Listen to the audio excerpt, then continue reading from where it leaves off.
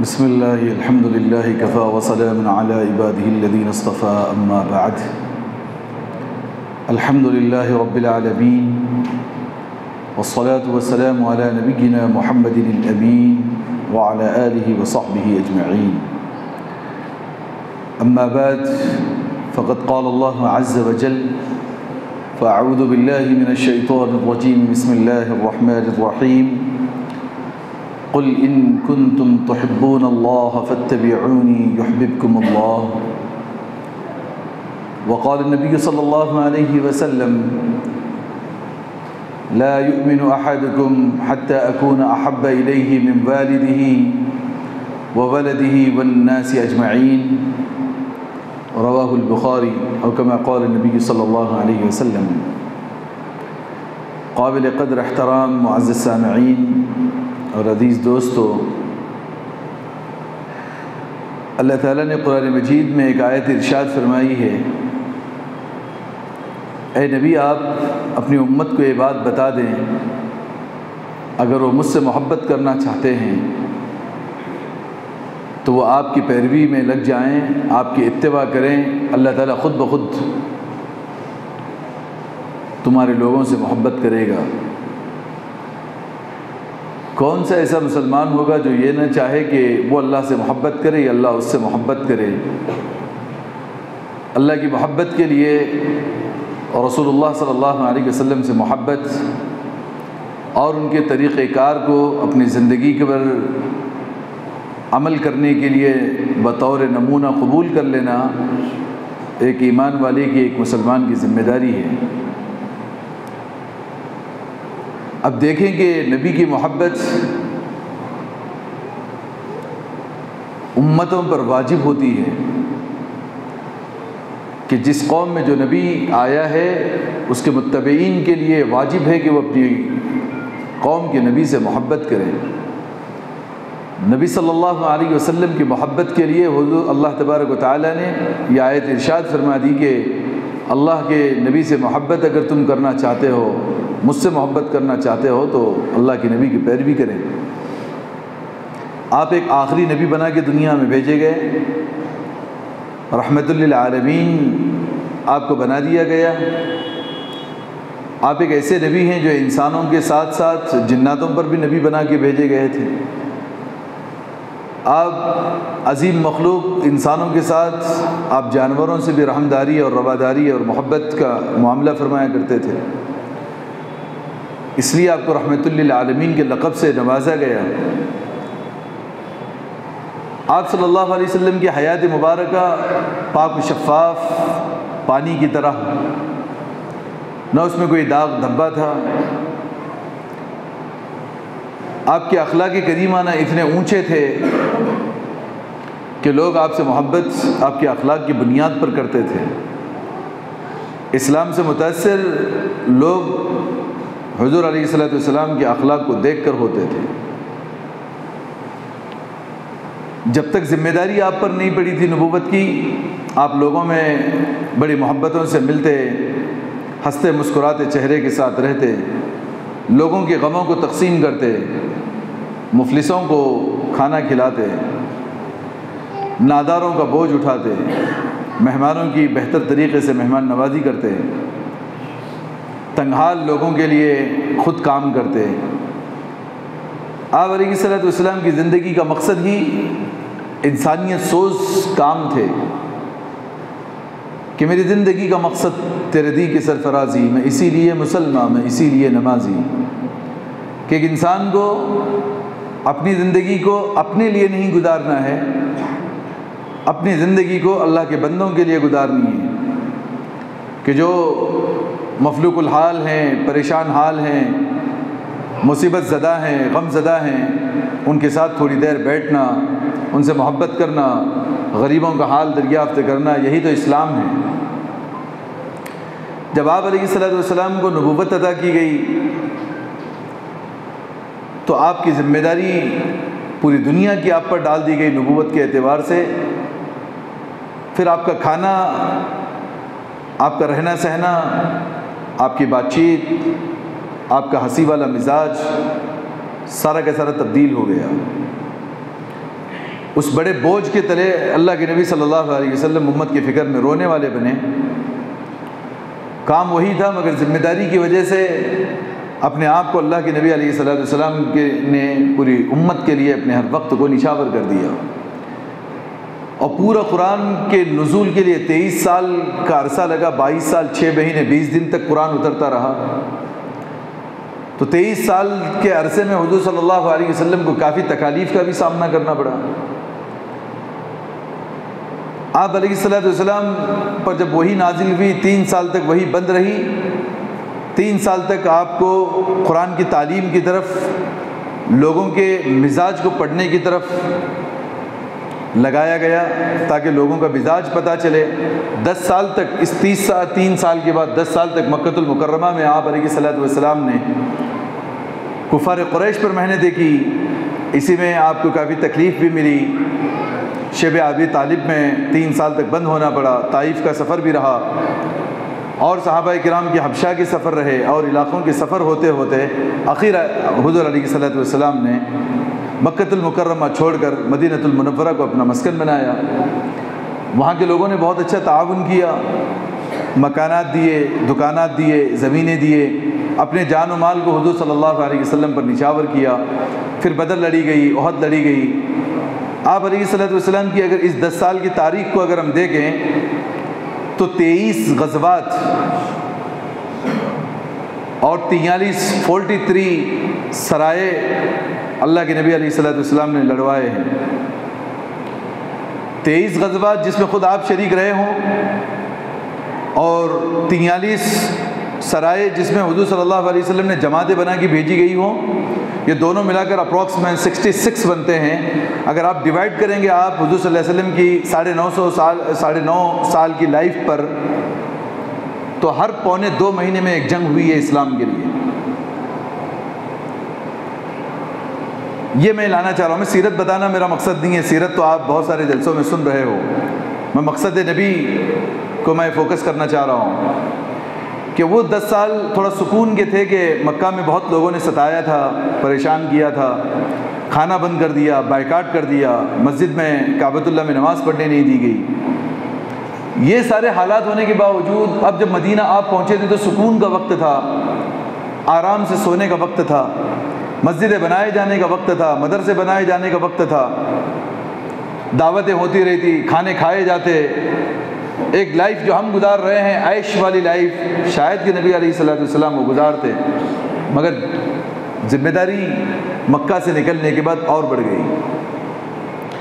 جا کے 6-7 مہینے سکون کی سانس نہیں بھری تھی اللہ کے نبی نے کہ سریہ حمزہ سب سے پہلے اسلام کا جھنڈا دے کر کے حضرت حمزہ کو بھیجا گیا۔ یہ بدر سے پہلے کی جنگیں ہوئی، سریہ حمزہ اور سریہ حارث بن عبید اللہ، یہ 2 جنگ۔ تیسری جنگ ہوئی ہے جنگ بدر، ایک ہی سال میں۔ دوسرے سال میں احد لڑی گئی، احد کے ساتھ 5 سرائے بھیجے گئے۔ تیسرے سال میں اور زیادہ ہوا، 5ویں سال خندق لڑی گئی، خندق کے ساتھ میں جو ہے وہ 11 جو ہے وہ سرائے بھیجے گئے۔ آخرکار 8 ہجری میں فتح مکہ ہوا، اسی وقت غزوہ حنین بھی ہوا، اس سے پہلے خیبر کا جنگ جو ہے وہ جیتی۔ تو اندازہ کریں کہ 66 جنگیں حضور کی اپنی موجودگی میں 9.5 سال کی عمر میں حضور صلی اللہ علیہ وسلم نے 66 جنگ لڑی ہیں۔ کیا وجہ تھی؟ اس جنگ میں کئی لڑکے مارے جاتے تھے، کئی صحابہ شہید کر دیے جاتے تھے، کئی عورتیں مسلمانوں کی بیوائیں بن جاتی تھیں، کئی معصوم سے بچے یتیم بن جاتے تھے، کسی کی زندگیاں تباہ ہو جاتی تھی۔ ایک عورت وہ تھی جس کے گھر کے 4 مرد ایک جنگ میں مارے گئے، باپ بھی، شوہر بھی، بیٹا بھی، بھائی بھی۔ کیا وجہ تھی حضور علیہ السلام کو اتنی جنگیں کرنے کی؟ آرام سے کھا پی کے زندگی گزارتے؟ نہیں، مقصد حیات کچھ اور ہے۔ آج ہم جو جی رہے ہیں، ہمارے پاس کوئی مقصد نہیں ہے میرے دوستو۔ میں بہت دل کی گہرائیوں سے آپ کے سامنے بات کر رہا ہوں۔ ہمیں ہمارے اوپر سے ہم کو زندگی کا مقصد کسی نے سمجھایا نہیں ہے۔ چھوٹے چھوٹے کاموں میں ایسا لگا دیا گیا ہے کہ ہم نے سمجھا کہ وہی دین ہے اور بس زندگی گزار رہے ہیں۔ مقصد حیات ہی ہم ابھی کسی مسلمان سے پوچھا جائے بھائی آپ کی زندگی دنیا میں پیدا ہونے کا مقصد کیا ہے، کوئی کہے گا نماز پڑھنے کے لیے پیدا ہوا ہوں۔ کوئی کہے گا فلاں کام کرنے کے لیے پیدا ہوا ہوں، فلاں کام کرنے کے لیے پیدا ہوا ہوں۔ یہ جتنے فرائض ہم پر اللہ تعالیٰ نے عائد کیے ہیں یہ ہماری ذمہ داری ہے، مقصد کچھ اور ہے۔ زندگی میں پیدا ہونے کا مقصد نماز نہیں ہے، کہیں اللہ نے نہیں کہا کہ ہم نے نماز پڑھوانے کے لیے لوگوں کو پیدا کیا ہے، ہم نے زکوٰۃ دلوانے کے لیے لوگوں کو پیدا کیا ہے۔ مقصد حیات کیا ہے، زندگی کا مقصد کیا ہے؟ وہ حضور علیہ الصلوۃ والسلام کی اس 9-10 سال جو مدینۃ المنورہ کے تھے، سکون کا سانس بھرنے کے وقت میں 66 جنگیں آپ نے لڑی۔ مجموعی اعتبار سے اگر اس کو آپ تقسیم کرتے ہیں مہینوں پر تو 1.25 مہینے میں، اندازہ کریں 1.25 مہینے میں ایک جنگ ہوئی ہے اسلام میں، 1.25 مہینے میں۔ کچھ لوگ آئے بڑے بڑے زخم ہیں پیٹھ پر، پیٹ پر، بازوؤں پر، پیروں پر، 1 مہینے میں زخم بھرتا نہیں تھا۔ حضور صلی اللہ علیہ وسلم تازے زخموں کے ساتھ دوسری جنگ کے لیے بھیج دیتے تھے۔ اس پر جنت کے وعدے کروائے گئے، اس پر اللہ کی رضامندی کے وعدے کروائے گئے، اس پر جبریل امین کو زمین پر بار بار اتارا گیا۔ نماز پڑھانے کے لیے نہیں، وہ ایک ہماری ڈیوٹی ہے۔ اس کو ایک مثال کے طور سے میں سمجھاتا ہوں۔ آرمی کو آپ نے دیکھا ہوگا، جو آرمی ہوتی ہے، جو جوان ہوتے ہیں، ان کو پر ڈے کی ایک ایکسرسائز، ایک ٹریننگ دی جاتی ہے، ایک ذمہ داری ہوتی ہے ان کی۔ صبح میں مثال کے طور پر 1 گھنٹہ ان کو واک کرنا ہے، ان کو جو ہے کونیوں کے بل چلنا ہے یا پیٹھ کے اوپر ایک بڑا بوجھ لے کر کے چلنا ہے، اور اتنا کھانا ہے اور ایسا اتنا ہی سونا ہے۔ مقصد اس کا وہ نہیں ہے کہ وہ واکنگ کرتا رہے، وہ بوجھ لے کر کے چلتا رہے۔ مقصد یہ ہے کہ پریپیئر ہونا ہے اس کو، کہ آگے مقصد بڑا ہے کہ ملک کو بچانا ہے اس کو۔ ایک آرمی کا مقصد یہ ہے کہ وہ ملک کو بچائے گا، ملک کا 1 انچ بھی کوئی اور ملک حاصل نہ کرے، اس کے لیے جان دینے کے لیے تیار۔ معلوم ہے کہ بم پھٹ رہے ہیں، توپیں آ رہی ہیں، مگر جوان کی ڈیوٹی ہے کہ وہ جا کے وہ شہید ہو جاتا ہے اور اس کے سامنے اپنے سینے کو سامنے کرتا ہے۔ وہ مقصد کے لیے اس کو روزانہ جو ہے واک کروائی جا رہی ہے، ویٹ اٹھوایا جا رہا ہے، بھوکا رکھوا جا رہا ہے، اس کی نیند کو جو ہے وہ برابر کنٹرول کروائی جا رہی ہے، اس لیے کہ میرے بھائی کہ وہ آرمی جب اس میں فٹ ہوگا تو مین جو مقصد ہے اس کا، اس مقصد کو اس کو حاصل کرنا ہے۔ سمپل سی لاجک ہے، سمپل سا مسئلہ ہے۔ مسلمانوں کو اللہ تعالیٰ نے کہا کہ 5 وقت آپ کو نماز پڑھنی ہے، اس لیے کہ جو بندہ 5 ٹائم اللہ کے سامنے جاتا رہے گا، اس کو اللہ کے سامنے کھڑے ہونے کا جذبہ رہے گا۔ 4 ہفتے پہلے ہم نے نماز پر ڈیٹیل گفتگو کی ہے کہ جب 5 مرتبہ ایک بندہ مسجد میں آ کے اللہ کے سامنے سجدہ کرے گا، اس کا ایمان ہمیشہ فریش رہے گا کہ مجھے جو کرنا ہے اللہ کے لیے کرنا ہے۔ 5 ٹائم مسجد میں اللہ تعالیٰ بلا رہے ہیں، روزے رکھوا رہے ہیں، سب کچھ کر رہے ہیں، مقصد ہے اس لیے نہیں، اللہ کو کسی کے سجدے کی کوئی ضرورت نہیں ہے۔ مقصد کیا ہے؟ مقصد حیات یہ ہے کہ جو نبی کا لایا ہوا جو دین ہے، جو اسٹیبلشمنٹ آف دی اسلام ہے، جو پورے عالم کے اندر جو ہے وہ پھیلنا چاہیے، اس کے لیے حضور نے جو ہے 66 جنگیں لڑی ہیں 10 سال کے پیریڈ میں، 66 جنگیں اس لیے لڑی کہ پورے عالم میں اسلام پھیلے۔ ہم نے سمجھا کہ نہیں ہم کو نماز پڑھتے پڑھتے مر جانا ہے، تو وہ تو بے وقوف انسان ہے جس کو کہا جا رہا ہے کہ یہ آپ کی ٹریننگ ہے، کہا کہ ٹریننگ یہ میرا مقصد ہے، تو اب اس کو کون سمجھائے گا یار کہ یہ ٹریننگ مقصد نہیں ہوتا ہے۔ ٹریننگ اس لیے دی جا رہی کہ ابھی آپ کو جانا وہاں پہ، آپ کو بھوکا رکھ کر کے مہینہ مہینہ اس بات کی جو ہے فزیکل ٹریننگ دی جا رہی ہے کہ آپ کو بھوک کی حالت میں بھی جو ہے جام شہادت پینے کا وقت آئے تو اس کے لیے ٹھہرنا چاہیے۔ آپ سے زکوٰۃ اس لیے دلوائی جا رہی ہے کہ مال کی محبت دل میں جمع ہو کے دنیا میں جینے کی لمبی لمبی امیدیں آپ نہ کرو، مال تقسیم کرتے رہو، صدقات، عطیات، خیرات، زکاتیں اس لیے دیتے رہو کہ مال کی محبت نہیں رہے گی، انسان جو ہے وہ چلے گا۔ یہ جو مقصد ہے صحابہ کرام 100% اللہ کے اس فیصلے پر اتر چکے تھے۔ آج ہر ایک نے اپنا گول مٹول خواہش کے حساب سے مقصد بنا دیا، الگ الگ تحریکات نکل گئی، الگ الگ تنظیمیں نکل گئی، سب نے سمجھا کہ دین، جس نے اپنے حساب سے دین سمجھا اس نے پبلک کو اپنے حساب سے دین سمجھایا۔ قرآن کسی نے نہیں سمجھا، حدیث مبارکہ کسی نے نہیں سمجھی، چند باتوں پر عمل کر کے سمجھ رہے ہیں کہ ہم تو ٹوٹلی 100% دین پہ عمل کر رہے ہیں، تو یہ انسان کا اپنا دھوکہ ہے، اس دھوکے سے کون باہر نہیں نکال سکتا۔ مقصد بڑا عظیم اللہ تعالیٰ نے دیا، اور اس مقصد کو پہلے پارے میں قرآن کے اندر اللہ تعالیٰ نے کہا انی جاعل فی الارض خلیفہ، میں زمین میں میرا پارٹنر، میرا خلیفہ بنانا، خلیفہ کہتے ہیں پوری اتھارٹی اس کے پاس میں، زمین کے اوپر میں خلیفہ بنا رہا ہوں۔ فرشتوں نے کہا اتجعل فیہا من یفسد فیہا ویسفک الدماء، اللہ آپ ایسے لوگوں کو پیدا کریں گے زمین پر جو مرڈر کریں گے، دنیا میں جا کر خون بہائیں گے، فساد مچائیں گے، اس کا جواب نہ دیتے ہوئے اللہ تعالیٰ نے فرشتوں کو ایک جواب دیا، انی اعلم ما لا تعلمون، فرشتوں جو میں جانتا ہوں وہ تم نہیں جانتے، اسجدوا لآدم، میرا آرڈر ہے کہ جس کو میں نے پیدا کیا اس کو تم سجدہ کرو، آج تک سجدہ مجھے کر رہے تھے، میرے آرڈر پر اس کو سجدہ کرو۔ فسجد الملائکۃ کلھم اجمعون، پورے کے پورے فرشتوں نے جو حضرت آدم کو سجدہ کیا۔ جبریل امین کی جیسا جو ہے فرشتہ ہو، میکائیل و اسرافیل کے جیسے ان سے بڑے بڑے فرشتے ہوں، عرش کے اٹھانے والے سب سے بڑے 8 فرشتے ہوں، ان فرشتوں سے ایک چھوٹے سے آدم کو سجدہ کرانا، کیا نماز پڑھوانے کے لیے اللہ نے اتنا بڑا کام کروایا تھا آدم سے؟ سوچو تو صحیح۔ نماز ہی کا صلہ جنت ملے گا اور نماز نہ پڑھنے کا صلہ جہنم ملے گا؟ کیا اسی لیے اللہ تعالیٰ نے جنت و جہنم کو بنائی ہے؟ سجدے کرنے کے لیے اللہ کے پاس میں بہت خربوں ان گنت فرشتے ہیں، لا یعصون اللہ ما امرهم ویفعلون ما یؤمرون، ان کی ڈیوٹی یہی ہے کہ وہ کبھی نافرمانی نہیں کرتے، جو آرڈر دیا گیا اس کو پورا کرتے ہیں، سجدہ تو سجدہ، طواف تو طواف، جو عبادت اللہ نے ان سے کہی ہے وہ کر رہے ہیں۔ پھر ہمیں دنیا میں بھیجا، دنیا میں بھیجتے بھیجتے 23 سال تک اپنے احکامات کو اللہ تعالیٰ نے اتارے۔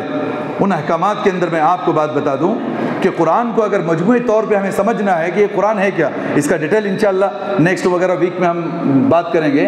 میں مجموعی طور پہ بتا دوں کہ 6600 کچھ آیتیں قرآن میں ہیں۔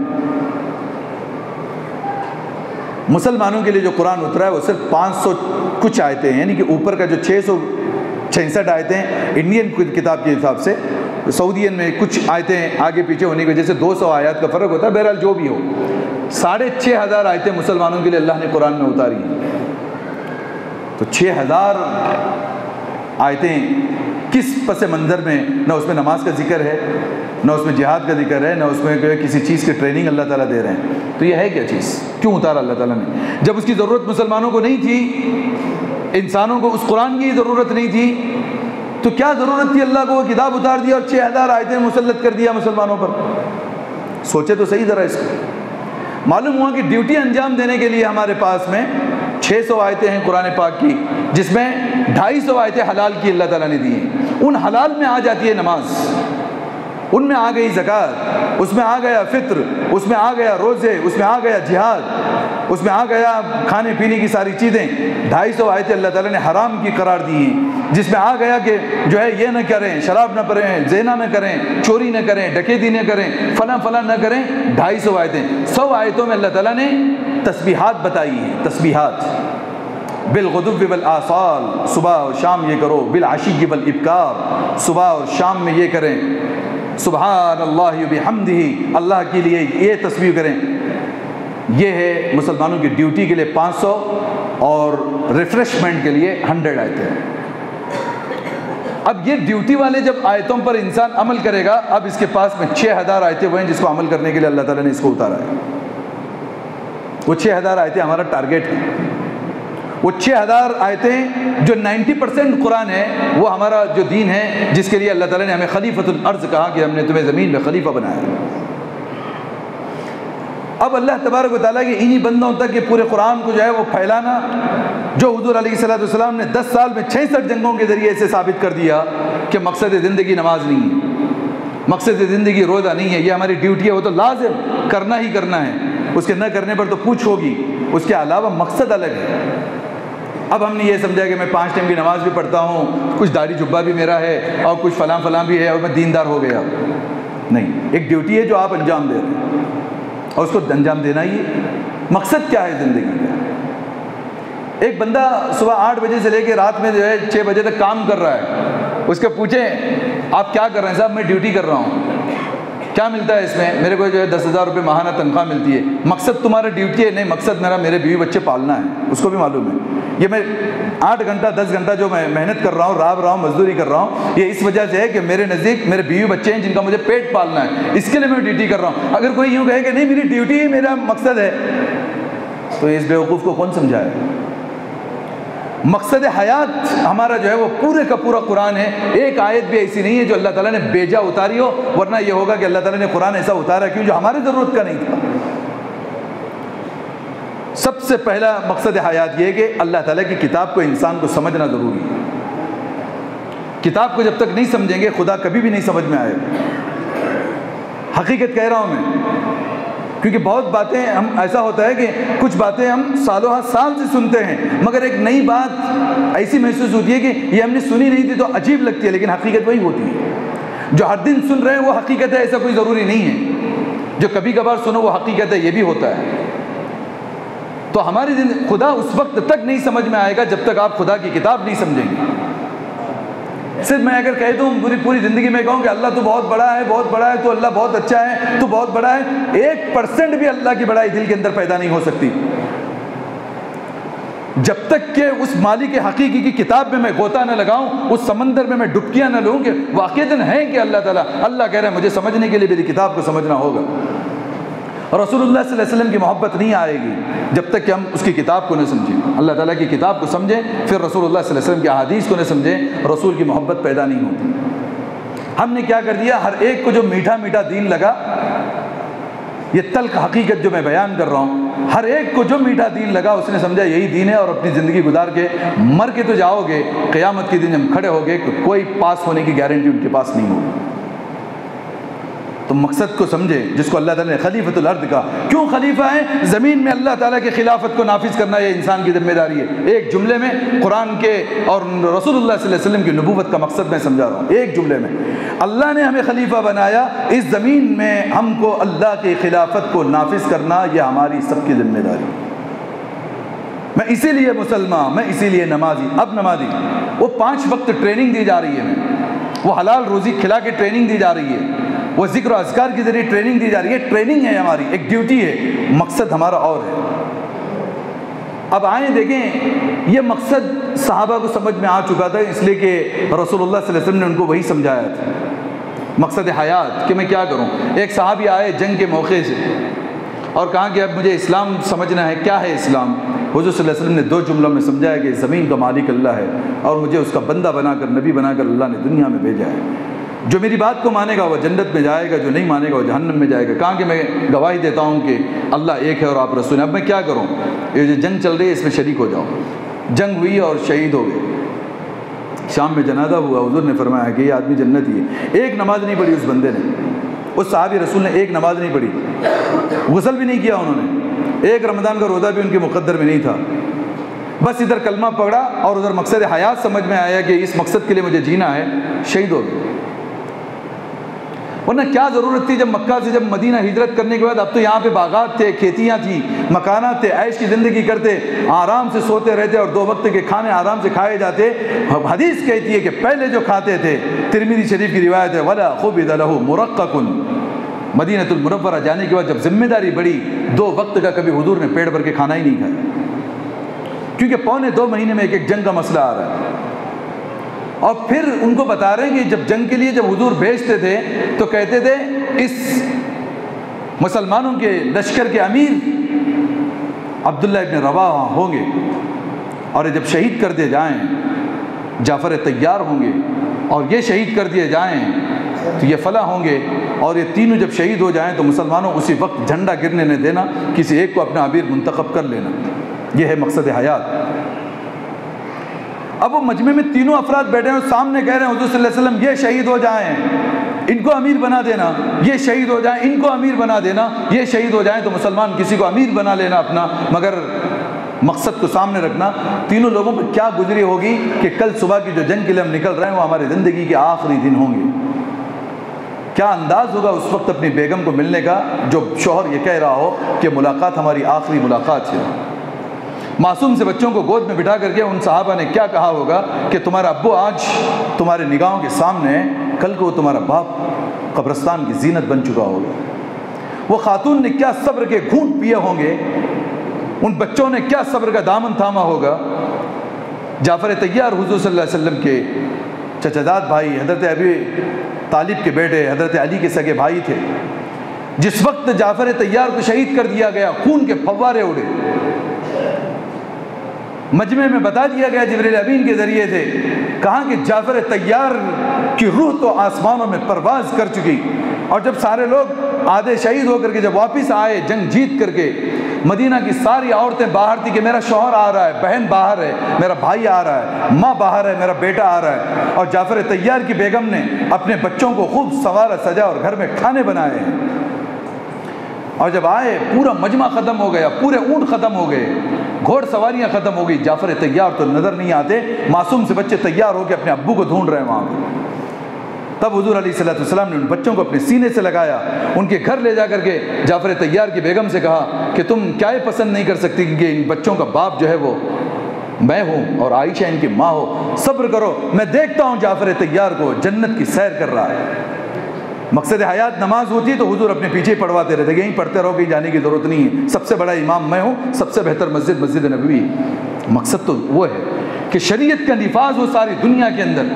ہمیں میٹھے میٹھے باتیں بتا کے جو ہے ہمارے ذہنوں پر پٹیاں باندھ دی گئی کہ بس نماز پڑھتے رہو، روزے رکھتے رہو، اتنے نیکیاں ملے گی، اتنے کروڑ ملے گے، اتنے کروڑ ملے گے۔ جب کھڑے ہوں گے اللہ کے دربار میں اور سر کٹے ہمارے سامنے ہوں گے، ہاتھ کٹے ہمارے سامنے ہوں گے، صحابہ کی وہ جماعت سامنے ہوگی جو اسلامی نفاذ کو جو ہے پیدا کرنے کے لیے انہوں نے اپنے جو ہے جان مال تن دھن کو سب لگایا ہے، اس وقت میں ہم ہمارے چند روزے اور نماز لے کے ٹھہریں گے، بخشش مل جائے گی بڑی اچھی طریقے سے۔ نہیں ثابت کر سکتے آپ اس پر، مقصد حیات کو سمجھیں۔ حضرت معاذ بن جبل جب جا رہے تھے حضور سے کہنے لگے اللہ کے نبی میں کیسے گوارہ کر سکتا ہوں آپ کے پیچھے کی مجھے نماز پڑھنی ہے، مسجد نبی کا ماحول مجھ سے چھوٹ رہا ہے، آپ امام ہیں۔ کہا کہ ہماری دوستی اللہ کے لیے فدا، معاذ یاد رکھیں اب تم جا رہے ہو، میرا دیدار ہو رہا ہے، جب تم لوٹو گے میری قبر پہ آؤ۔ حضور کی جدائی برداشت، مسجد نبی کی نماز چھوٹ جائے برداشت، حضور کی امامت چھوٹ جائے برداشت، مقصد کے پہلے کوئی چیز نہیں، مقصد فرسٹ نمبر پہ، ڈیوٹی بعد میں۔ اب پھر ہم نے اتنا انتشار کروا دیا ایسا کہ کچھ لوگ کہہ رہے ہیں کہ نہیں وہ لوگ حق پہ ہیں، کچھ لوگ کہہ رہے ہیں کہ نہیں ہم اتنے دین کے کام کر رہے ہیں، یہ ڈیوٹی ہم بجا نہیں ہم حق پہ ہیں، کچھ سارا ایک جو ہے وہ ہوا مچا کے رکھ دیا، اور قرآن کسی کے پاس نہیں ہے، کسی کے پاس قرآن ہی نہیں ہے۔ مقصد کے لیے اللہ 23 سال تک حضور کو تڑپا تڑپا کر ایک آیت قرآن کی اتار رہے ہیں، اس امت کے پاس قرآن نہیں ہے، اس کو پتہ ہی نہیں کہ قرآن میں ہے کیا، کہاں ہے مولانا لوگوں کی سمجھنے کی چیز ہے، یہ ہمارا کچھ نہیں ہے، مولانا کس نے ٹھیکہ لے رکھا ہے بھائی، عالم کو سمجھنے کے لیے کتاب اللہ اتارے تو اللہ ظالم ہے، اس لیے کسی علماء کی سمجھ کے اتار رہے ہیں اور عوام کو نہ سمجھے، اور پھر قیامت کے دن حساب لیں گے کہ تم نے میری کتاب پہ کیا عمل کیا، یہ تو اللہ ظالم ہے۔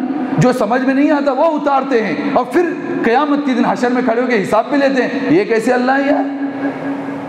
سوچو تو صحیح، اب تھوڑا اگر سوچے تو معلوم ہے اللہ کبھی اپنے کام میں جو ہے وہ لا یکلف اللہ نفسا الا وسعها، ہم کبھی تکلیف سے زیادہ کسی کو اس کی طاقت سے زیادہ کوئی عمل دیتے نہیں۔ نمبر 2 اللہ نے کہا وَلَقَدْ يَسَّرْنَا الْقُرْآنَ لِلذِّكْرِ فَهَلْ مِن مُدَّكِرٍ، پوری دنیا میں سب سے آسان ہم نے قرآن اتارا ہے کوئی اس سے نصیحت حاصل کرنے والا؟ صاحب آپ نے کیا پڑھا؟ ہم نے یہ بھی پڑھ لیا وہ بھی پڑھ لیا، یہ کتاب پڑھی، کتنے بار پڑھی؟ 100 بار پڑھی، قرآن کب پڑھا آپ نے؟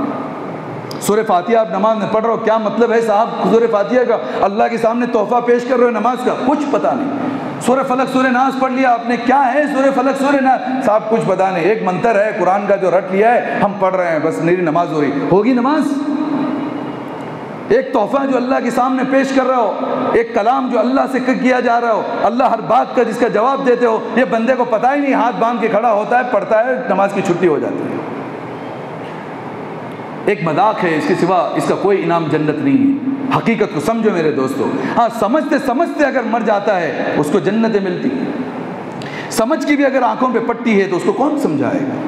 سب سے پہلے مقصد حیات، اس مالک حقیقی نے ہمیں پیدا کیا، ہمارے ہر عزو کو ٹھیک کیا، پہلے ہم اس کو مالک کو سمجھنا ضروری ہے، اس کی کتاب کو سمجھنا ضروری ہے۔ آج ہمارے بچے انگریزوں کے نہیں ہیں، ہمارے اپنے بچے ہیں، مگر LKG UKG سے فراٹی کی انگریزی بول لیتے ہیں، اس پہ تو فخر کرتے ہیں، میرا بیٹا بڑا اچھا انگلش بولتا ہے۔ ہمارے بچے کنڑ سے پیدا ہوئے نہیں ہیں، مگر LKG UKG میں بچے کنڑ بول لیتے ہیں۔ ہم مسلمان ہیں، ماں کے پیٹ سے مسلمان ہوئے ہیں، اور قرآن سے اتنی نفرت اور اتنی بیزارگی وہ ہمارے سمجھ کی چیز نہیں۔ رمضان میں 10 ختم کے، کس نے بولا صاحب 10 ختم کرنے کے لیے آپ کو؟ زندگی میں 1 ختم کرو، مگر ایسا کرو کہ وہ قرآن تمہارے سینے میں اتر چکا ہو۔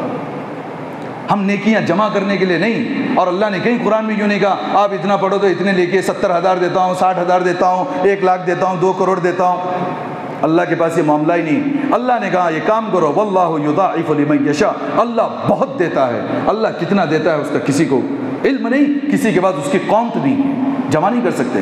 مقصد کہ اللہ مرنے سے پہلے تیرے کلام کو پڑھوں گا، ورنہ اللہ کو کیا جواب دیں گے؟ صاحب انگریزی بھی آ گئی، کنڑ بھی آ گیا، فلسفہ بھی آ گیا، سب کچھ آ گیا، لیکن اللہ تیرا قرآن ہم نہیں پڑھے۔ ظلم یہ ہوا، اوپر سے ظلم یہ ہوا کہ کچھ لوگوں نے یوں کہنا شروع کر دیا مسجدوں کے ممبر سے، قرآن مت پڑھو ورنہ بہک جائیں گے۔ کیا ظالم لوگ ہیں! قرآن پڑھے تو انسان بہک جائے گا، اور آیت پیش کر دی، دیکھیے یضل بہ کثیرا ویہدی بہ کثیرا، قرآن میں آیت ہے۔ یہ ایسے منافق لوگ ہیں جو قرآن کا نہ اگلی آیت پیش کرتے ہیں نہ پچھلی آیت پیش کرتے ہیں، بیچ کا ٹکڑا اٹھا کے امت کو گمراہ کرتے ہیں۔ دیکھیے اللہ نے اسی کتاب سے بہت سارے لوگوں کو گمراہ کیا، اسی کتاب سے بہت سارے لوگوں کو ہدایت دی۔ یہ مسلمانوں کے حق میں کتاب وہ آیت نازل نہیں ہوئی؟ ان سے پوچھیں آپ جو صاحب یہ آیت بتا رہے ہیں، اگلا پچھلا بھی تو پڑھ کے سناؤ۔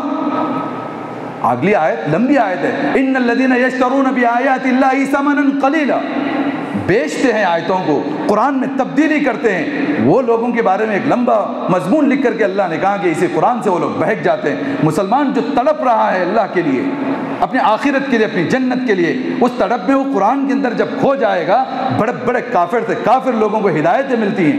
طفیل ابن عمرو دوسی کانوں میں روئی ٹھوس کے آتے تھے، عمر فاروق کو جو ہدایت ملی یہ اسی قرآن کی سننے کی وجہ سے ملی۔